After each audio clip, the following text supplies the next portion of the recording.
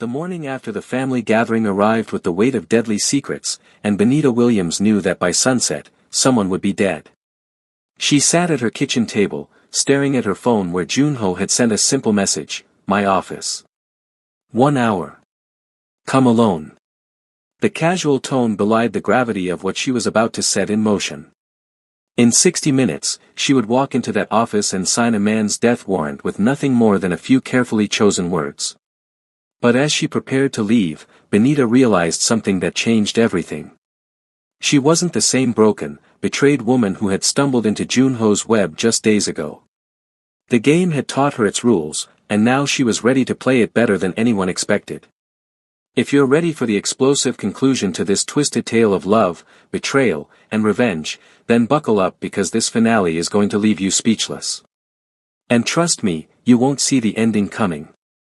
Min-jun had left early for work, avoiding eye contact and conversation as he had every morning since their world imploded.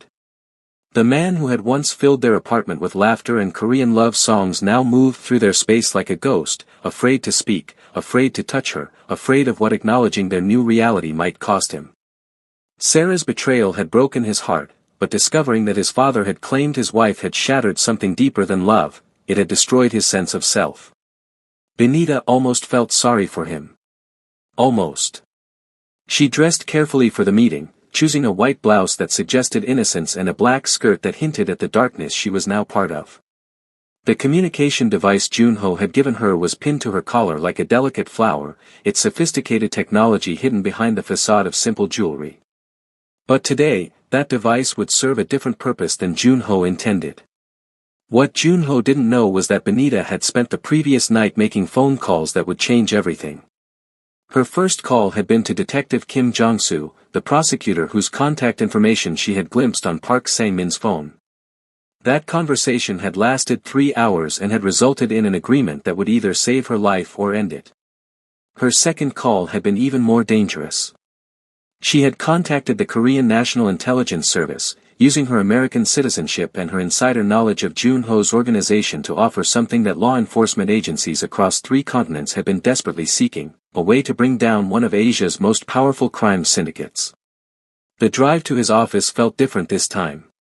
Instead of the terrified victim being dragged into a predator's lair, Benita felt like a huntress approaching her prey. She had spent the sleepless hours since the family gathering formulating a plan that would give her something she hadn't had since this nightmare began, control. But first, she needed to make one more stop. 20 minutes before her meeting with Junho, Benita pulled into the parking lot of a small cafe in Hongdae, far from the business district where she was expected. Inside, Detective Kim Jong-soo was waiting for her, his weathered face showing the strain of a man who had been working around the clock to prepare for what was about to unfold. "Mrs. Kang," he greeted her formally, though his eyes held a warmth that suggested genuine respect for what she was about to do. "Detective Kim," Benita replied, sliding into the booth across from him. "Is everything in place?" "My teams are positioned around Junho's building, but they won't move until you give us the signal," he confirmed. "Are you certain you want to go through with this? Once you walk into that office wearing that wire, there's no turning back." Benita touched the small recording device hidden in her lapel pin. It was more sophisticated than the communication device Junho had given her, designed by intelligence services to capture not just conversations but also to transmit real-time GPS coordinates and vital signs. "I've already crossed every line that mattered," she replied quietly.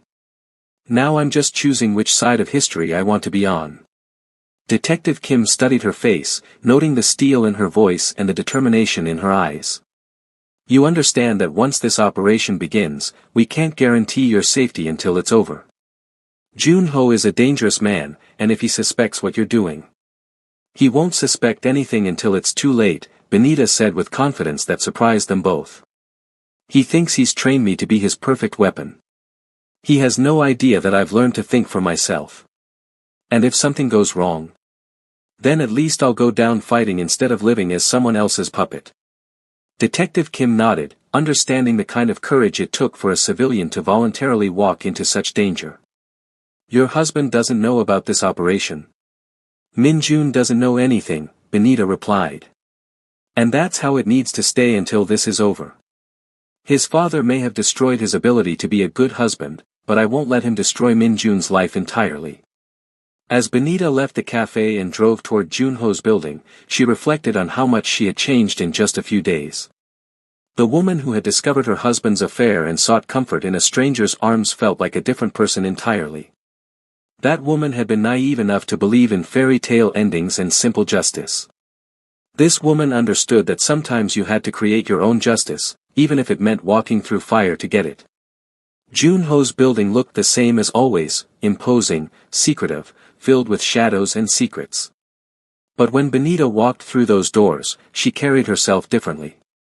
The broken woman who had signed contracts in desperation was gone, replaced by someone who understood exactly how dangerous this game was and how to win it. The elevator ride to the top floor felt like ascending to a throne rather than walking to an execution. When the doors opened to reveal Junho's office, Benita stepped inside with the confidence of someone who belonged there. Junho was waiting for her, seated behind his massive desk with that same predatory smile that had once charmed her and now simply amused her. He looked every inch the powerful crime lord in his perfectly tailored suit, traditional Korean dragon tattoos visible at his collar and cuffs, silver-streaked hair impeccably styled. But Benita saw him differently now, not as an apex predator, but as a man who had made the mistake of underestimating his prey. "Benita," he greeted her with warmth that didn't reach his eyes. "You look radiant this morning. I trust you slept well despite the excitement of last evening." "Like a baby," she replied, taking the seat across from his desk without being invited. "Thank you for asking." Something in her tone made him study her more carefully. There was a confidence in her posture that hadn't been there before, a steadiness in her gaze that suggested she was no longer intimidated by his presence. "You said you had urgent information for me," he continued, leaning back in his chair. "Something about last night's gathering?" "I do." Benita crossed her legs and folded her hands in her lap, projecting calm professionalism. "But before I share it, I think we should discuss my long-term value to this organization." Junho's eyebrows rose slightly. "Your value has already been established. You provide intelligence and companionship in exchange for your life and your husband's safety." "That arrangement worked when I was desperate and afraid," Benita replied calmly. "But I'm neither of those things anymore." "Then what are you?" "I'm a woman who has learned to play this game as well as you do. And I'm offering you the opportunity to have a true partner rather than just another victim." The boldness of her statement seemed to intrigue him. Junho leaned forward slightly, his dark eyes studying her face with renewed interest. "Explain what you mean by partnership." "I mean that I've identified your security leak, I know how to plug it, and I have ideas for expanding your legitimate business operations in ways that will make you far more money with significantly less risk." "And what would you want in return for this partnership?" Benita smiled, and it was a smile that held real power rather than desperate hope.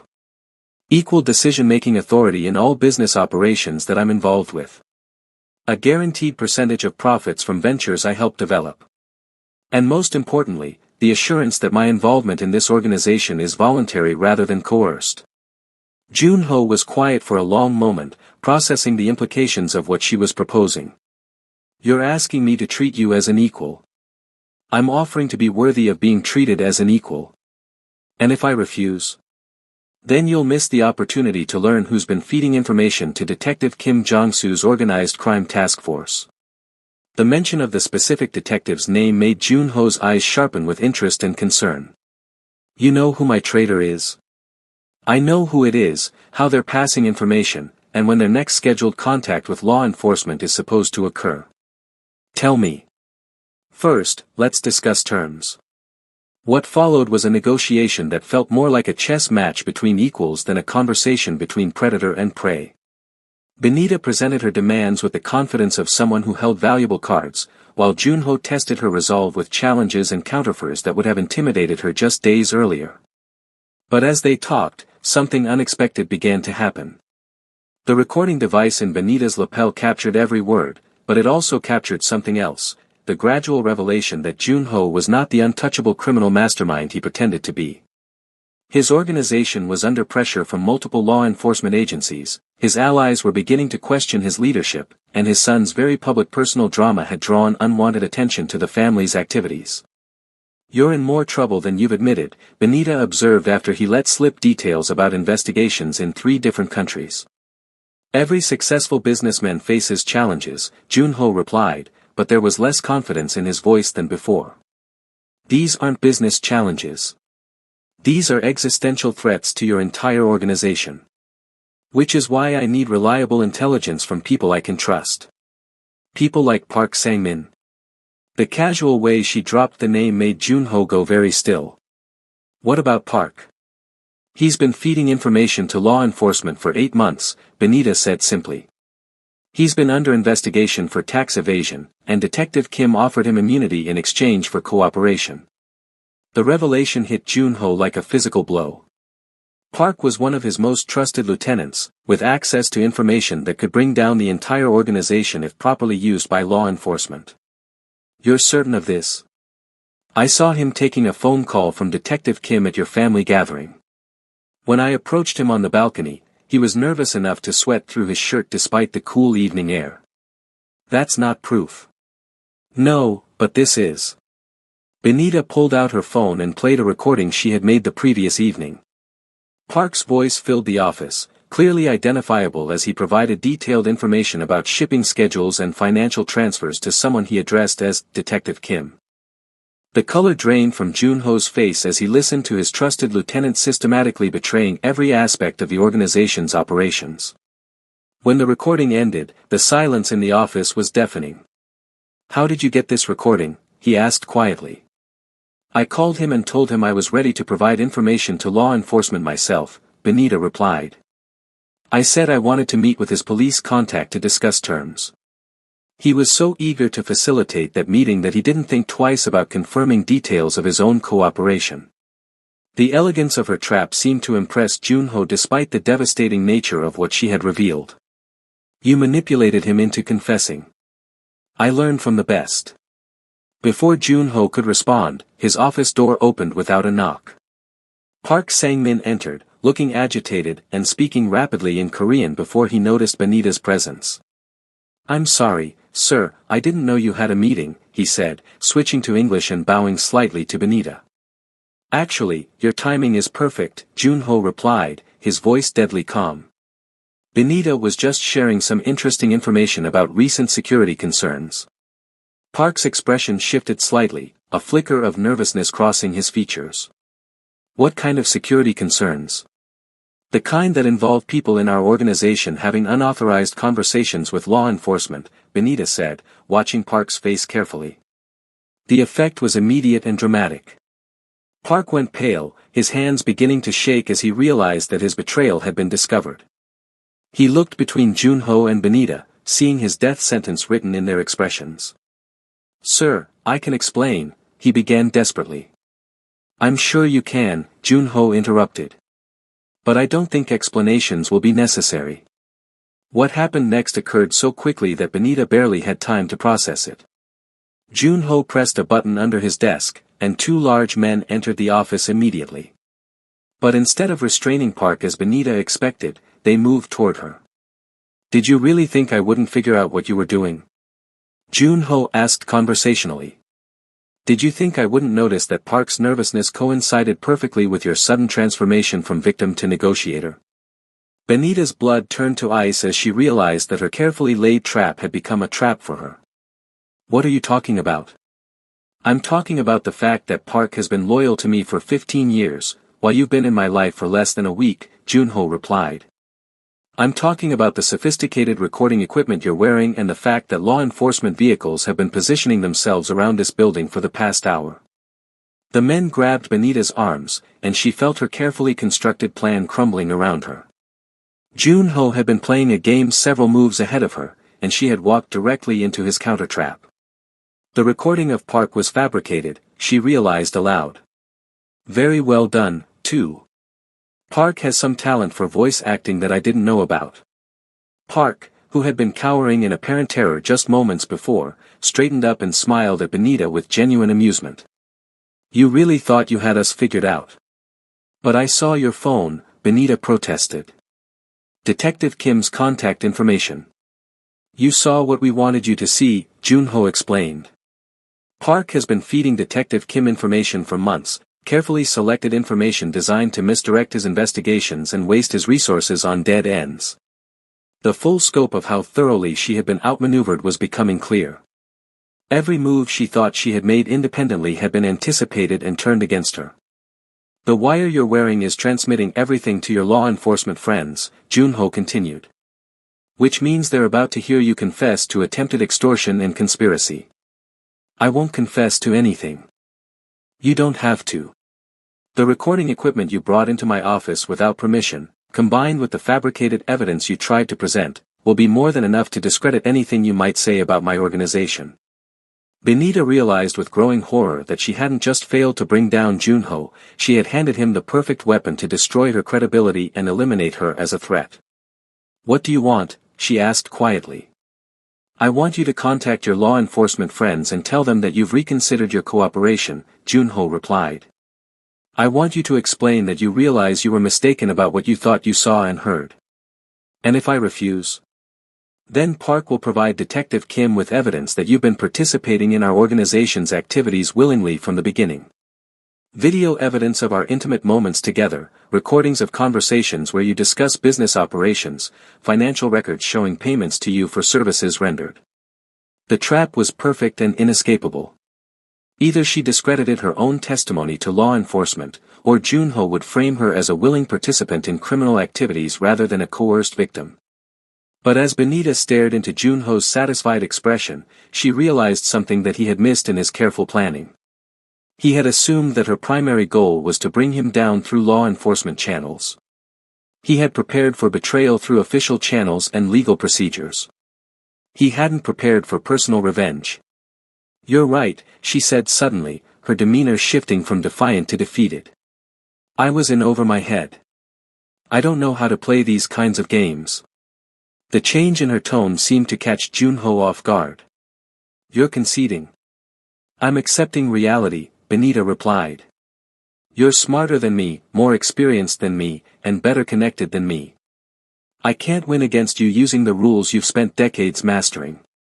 Then you'll make the call to Detective Kim. I'll make the call. Junho signaled his men to release her arms, and Benita rubbed her wrists where their grip had left marks. She pulled out her phone and dialed Detective Kim's number, putting the call on speaker so everyone in the office could hear. Detective Kim, his voice came through clearly, do you have something for me? I do, Benita replied, her voice sounding appropriately defeated. But not what we discussed. I made a mistake. What kind of mistake? I misunderstood what I saw and heard. The people I thought were involved in criminal activities are actually legitimate business people, and I let my personal problems cloud my judgment. There was a long pause before Detective Kim responded. Are you certain about this, Mrs. Kong? I'm certain. I apologize for wasting your time and resources. I understand. Thank you for clarifying. The call ended, and Junho smiled with genuine satisfaction. Very convincing. I think Detective Kim believes you. I hope so, Benita replied. Because now I need to ask you for something. You're hardly in a position to ask for anything. I'm asking for permission to say goodbye to my husband properly, she said. Before you kill me.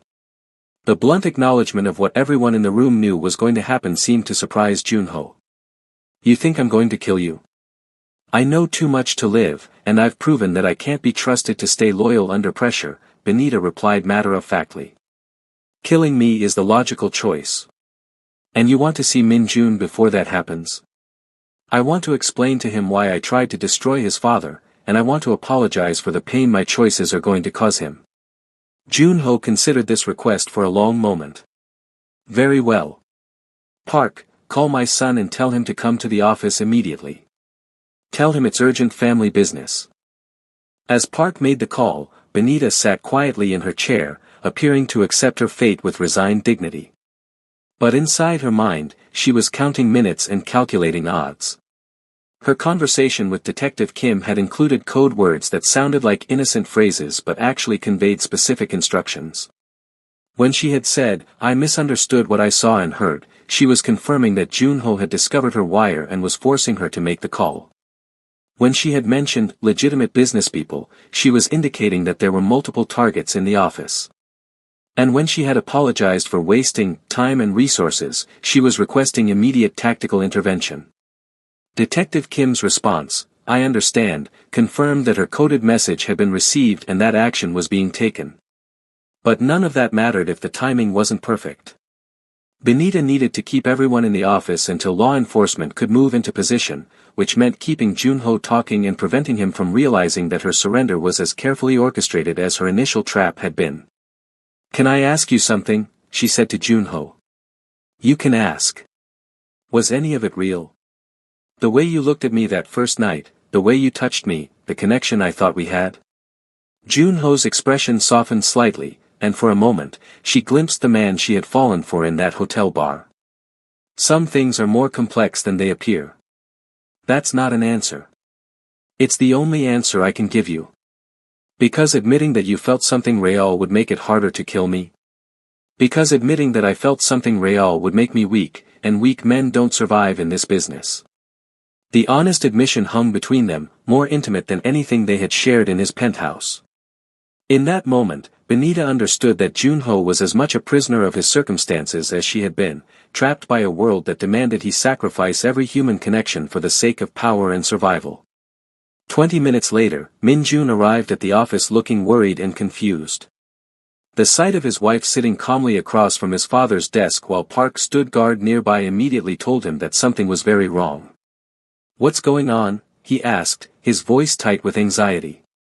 "Your wife has been trying to destroy our family," Junho replied simply. "She's been working with law enforcement to gather evidence against our business operations." Min Jun's face cycled through disbelief, anger, and finally a kind of broken understanding. "Is that true?" "Yes," Benita replied without hesitation. "I tried to bring down your father's criminal organization and have him arrested." "Why?" "Because he manipulated both of us from the beginning. Because he destroyed our marriage to serve his own purposes. Because he's a criminal who hurts innocent people and I couldn't live with being part of that." Min Jun looked between his wife and his father, seeing his entire world collapsing around him for the second time in a week. "So everything we had was just part of his game?" "No," Benita said firmly. "What we had was real. The love we shared was real. The future we planned together was real. Your father destroyed it, but that doesn't make it any less genuine than it was. And now? Now your father is going to kill me, and you're going to have to decide whether you can live with that knowledge." The blunt statement made Min Jun turn to his father with horror. "You can't be serious." "She knows too much and has proven she can't be trusted," Junho replied calmly. "She's a threat to everything we've built. She's my wife. She stopped being your wife the moment she chose to betray this family. I won't let you hurt her." Junho's expression hardened. "You don't have a choice in this matter." "I have every choice." Min Jun's voice rose with desperate anger. "I'm your son, and she's the woman I love, and I won't stand by and watch you murder her." The family confrontation was interrupted by a sound that made everyone in the office freeze, the unmistakable noise of tactical teams moving through the building's lower floors. Heavy boots, shouted commands, the crash of doors being forced open. "What is that?" Park asked, moving toward the windows. "That," Benita said, standing up slowly, "is Detective Kim's response to the coded message I sent during our phone call." The realization that he had been outmaneuvered hit Junho like a physical blow. "You manipulated our conversation." "I learned from the best," Benita replied, echoing his earlier words back to him. The office door exploded inward as tactical officers stormed into the room, automatic weapons trained on everyone present. Detective Kim followed them in, his weathered face showing grim satisfaction.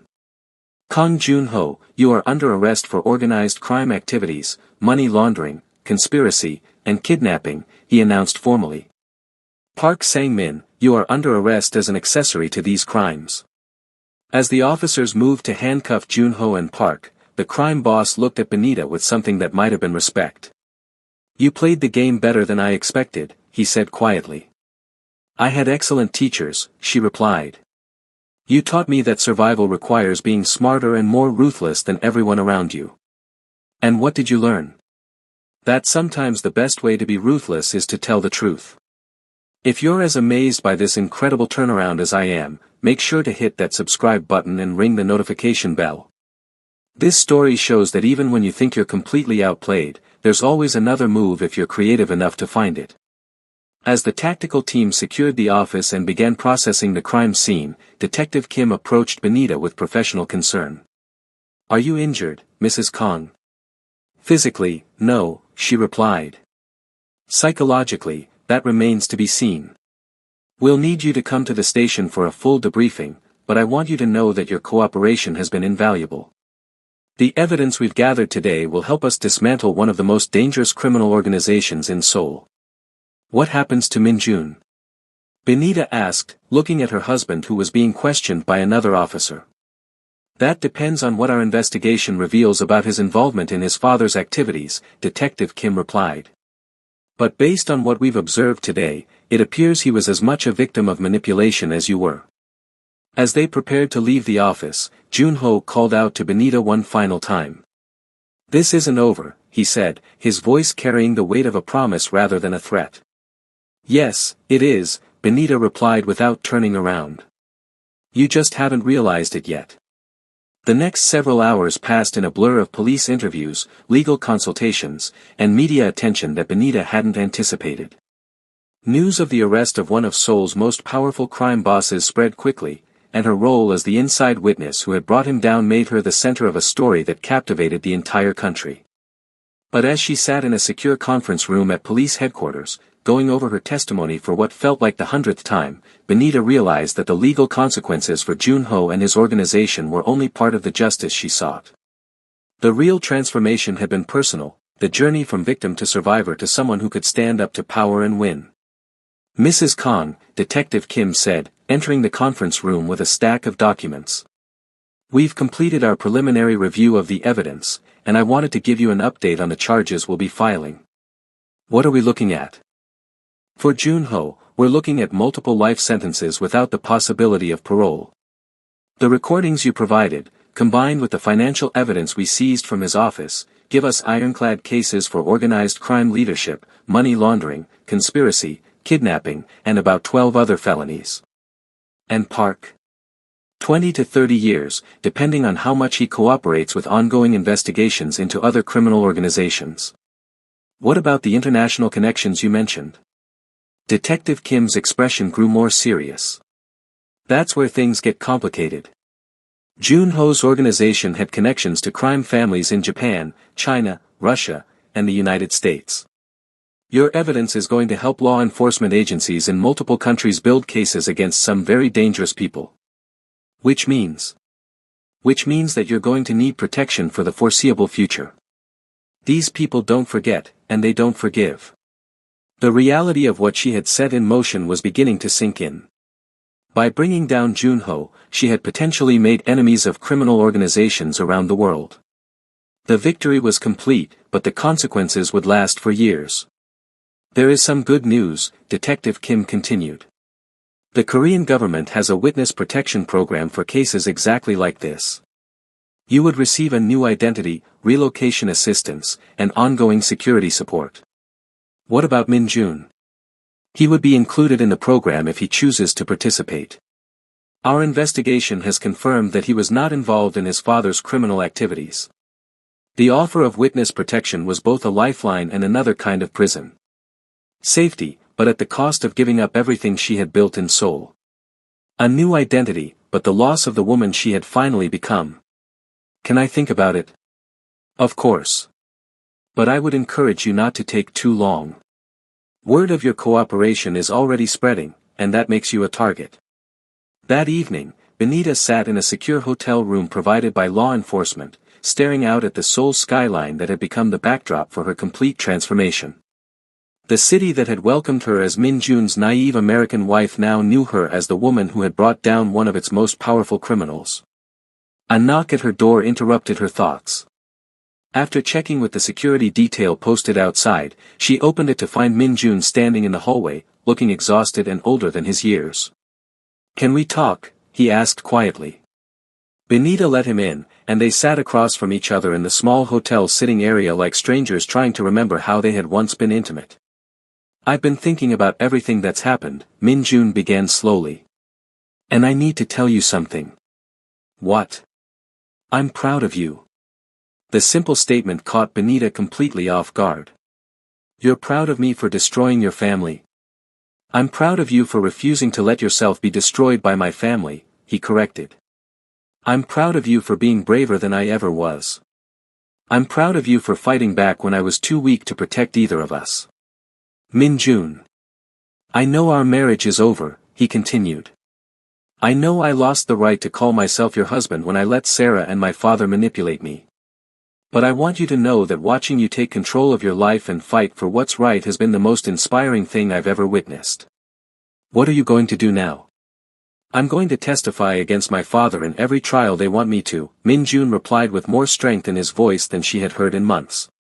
I'm going to help law enforcement understand how his organization worked and how many people it hurt. And then I'm going to try to build a life that has nothing to do with criminal money or family expectations. The Witness Protection Program? I've decided against it. I want to stay in Seoul and face the consequences of being Junho's son. I want to try to make amends for the damage my family has done, even if I wasn't directly involved in causing it. The courage in his decision impressed Benita more than anything he had done during their marriage. This was the man she had fallen in love with, the one who had been buried under years of family pressure and expectations. What about us? She asked, though they both already knew the answer. There is no us anymore, Min-jun replied sadly.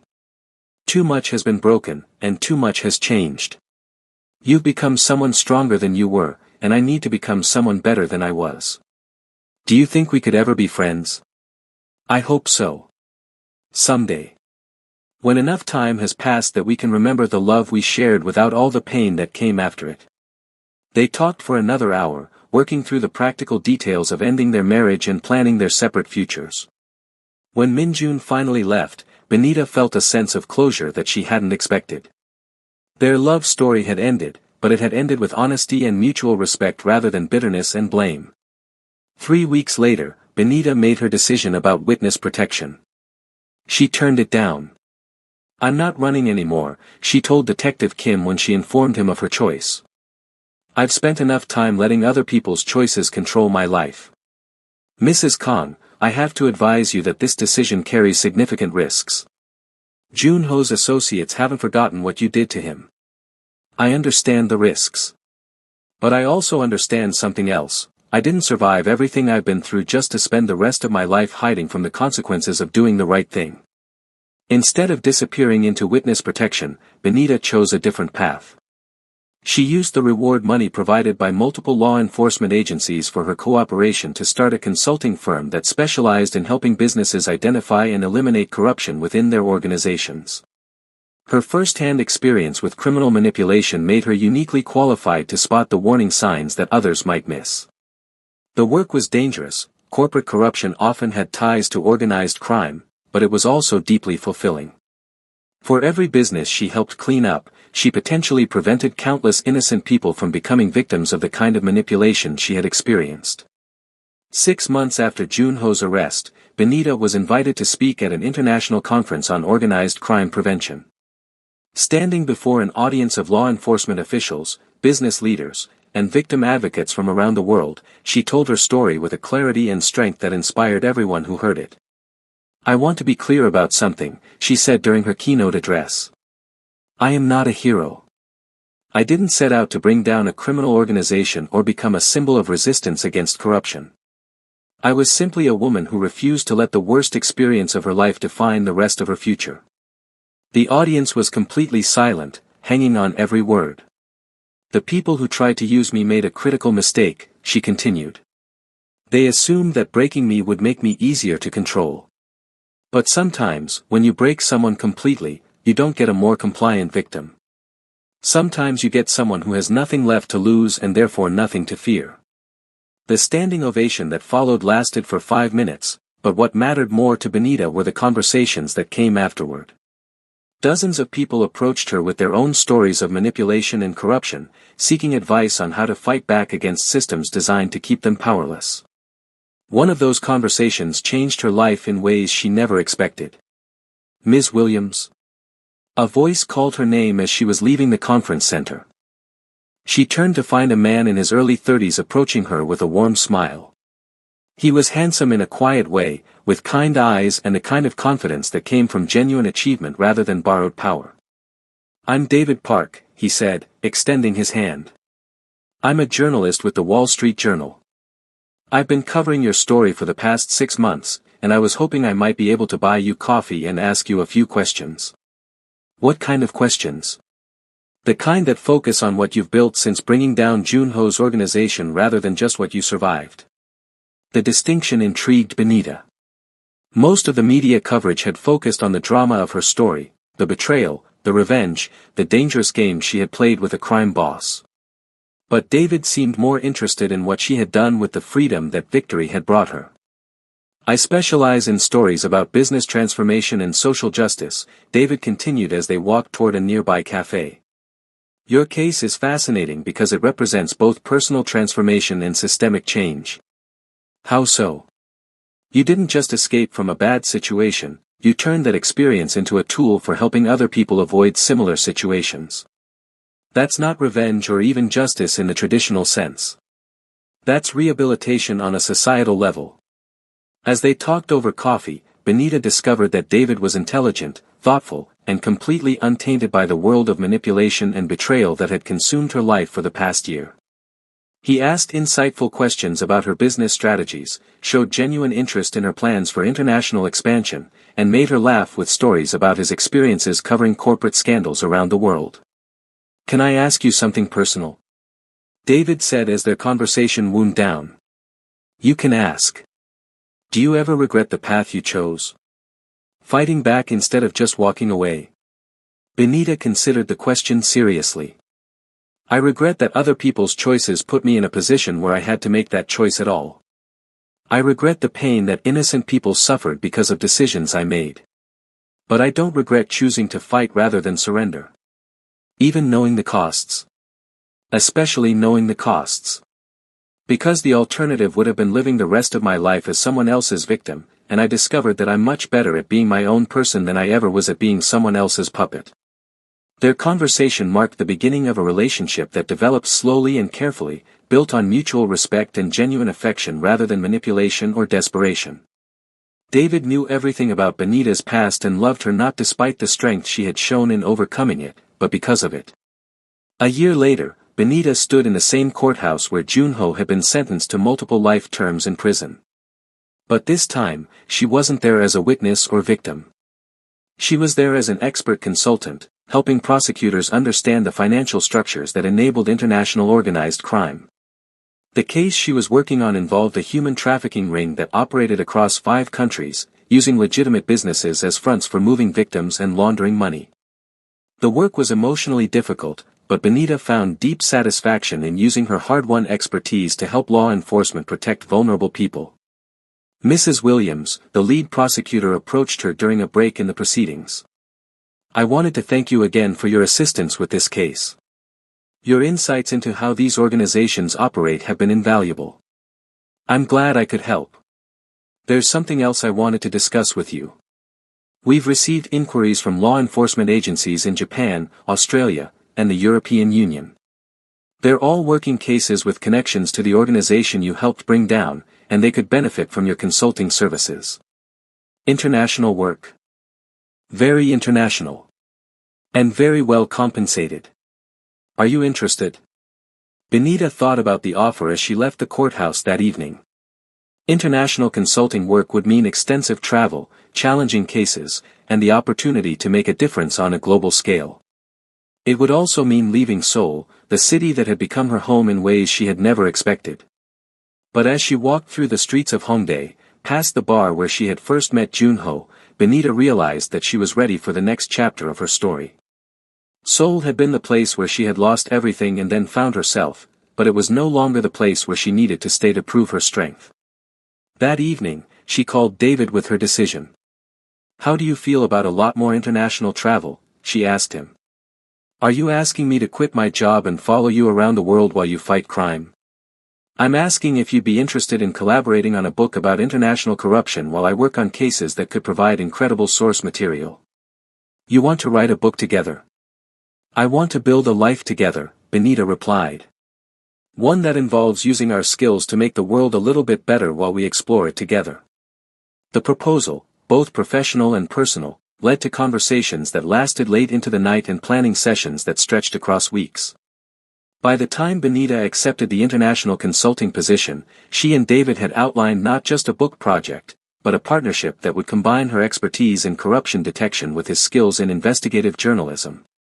2 years after her life had first exploded in betrayal and manipulation, Benita Williams stood in the departure lounge of Seoul's Incheon International Airport, preparing to board a flight to Geneva where her first international case was waiting. David was beside her, equally excited about the adventure they were beginning together. As their flight was called for boarding, Benita took one last look at the city that had transformed her from a naive newlywed into a woman capable of taking on the world's most dangerous criminals. Seoul would always be the place where she had learned that sometimes the most devastating betrayals could become the foundation for the most incredible victories. But now it was time to take those lessons global. The story that had begun with a woman discovering her husband's affair in a Seoul office building was ending with that same woman boarding an international flight to fight corruption and protect victims around the world. The fairy tale marriage had become something far more powerful, a real-world story of transformation, justice, and the unbreakable strength of someone who refused to let other people's choices define her destiny. Don't forget to hit that like button if this incredible transformation inspired you as much as it inspired me. And make sure to subscribe for more amazing stories of people who turned their worst moments into their greatest victories. Drop a comment below and let me know, what would you do if you discovered that the worst betrayal of your life was actually the beginning of the best version of yourself? Sometimes the most beautiful endings come from the most devastating beginnings. And sometimes the person who emerges from betrayal isn't broken by it, they're forged by it into something stronger, smarter, and more powerful than anyone, including themselves, ever imagined possible. The plane lifted off into the Seoul sky, carrying Benita toward a future that she had created entirely through her own choices, her own strength, and her own refusal to remain a victim when she could become a victor instead. The game that had nearly destroyed her had ultimately taught her the most valuable lesson of all, that the most dangerous person in any room is someone who has nothing left to lose and everything to fight for. And Benita Williams had become exactly that kind of person.